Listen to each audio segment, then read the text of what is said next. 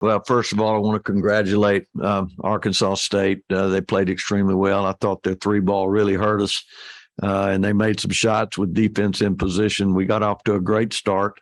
We did some good things, but in the end, they just made a few more shots. And I thought our defense was not as good as their defense. The game got away from us the last 3.5, 4 minutes of the game. Coach, could you introduce your player you've got with you here? Antonio Day, our point guard, is our player. And we'll open up now for questions. Go ahead, Luke. Luke Creasy, HD Media. Coach, in a game of runs like that, they had a 17-minute run, I think it was. You guys fight right back. Right. How important is it to keep going and keep the players engaged in the game when they have a chance? Well, you got to sustain.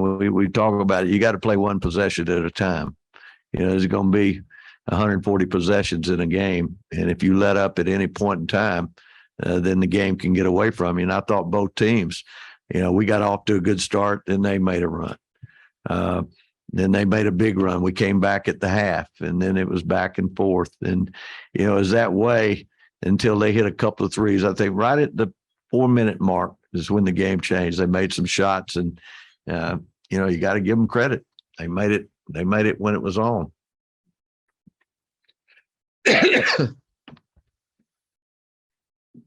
For Antonio, Coach Ellis is recognized for 900 wins before the game today. What does it mean for you to play for such a legendary coach like Coach Ellis and decide to come to Coastal Carolina this year? Well, yeah, absolutely mean a lot. Just to have a coach who, is known worldwide by, on every level, and just have as many wins as him. He gives us a lot of knowledge, and he knows a lot about the game. So it's just a blessing to be able to play for him and learn so much from him, even though it's been only a year. I'll ask Antonio. So what do you think happened at that? Because it was a 1-point game, and then all of a sudden you looked up, it was a 10-point.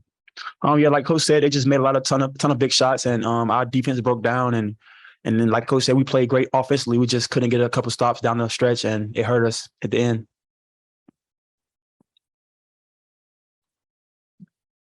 Cliff, always a tough question, coming right off the game, but how do you reflect on this season compared to, other seasons you've had throughout your career? What will you take out of this year with Coastal? Well, it was the toughest season I've ever had, but I enjoyed the relationship with the players. It was a strange year. Antonio was out the first 11 games.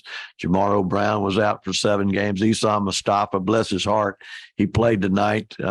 He hadn't even practiced, but we thought his inspiration would be strong. He had a double-double, and he hadn't been on the floor in 3 weeks. That's been the kind of season it's been.